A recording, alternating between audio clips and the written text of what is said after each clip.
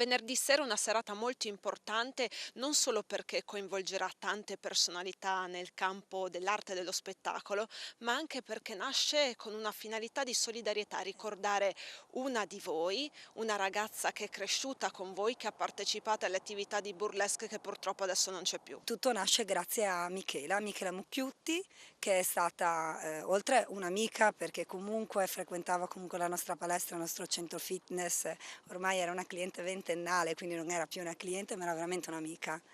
E quando è nata questa iniziativa del burlesque, quindi quasi un anno fa,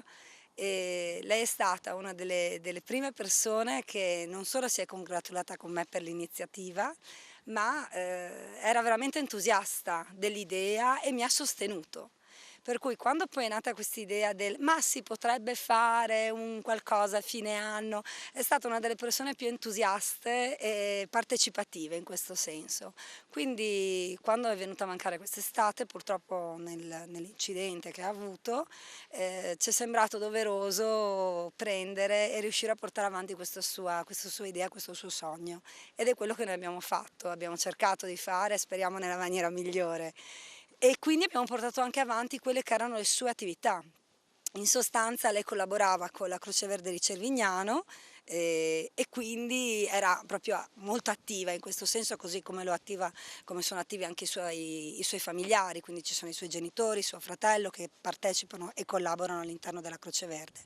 E quindi abbiamo pensato di portare avanti questa sua idea, di dedicare la serata a lei e dedicare poi una parte dell'incasso alla Croce Verde. Quindi proprio l'iniziativa è focalizzata su di lei, sul suo ricordo e sul portare avanti quello che lei fondamentalmente ha sempre fatto e comunque lo faceva con passione, perché lei era infermiera, quindi alla fine come secondo lavoro, come secondo tempo, come parte integrante anche della sua vita c'era questa collaborazione con la Croce Verde, con i volontari della Croce Verde e tutto.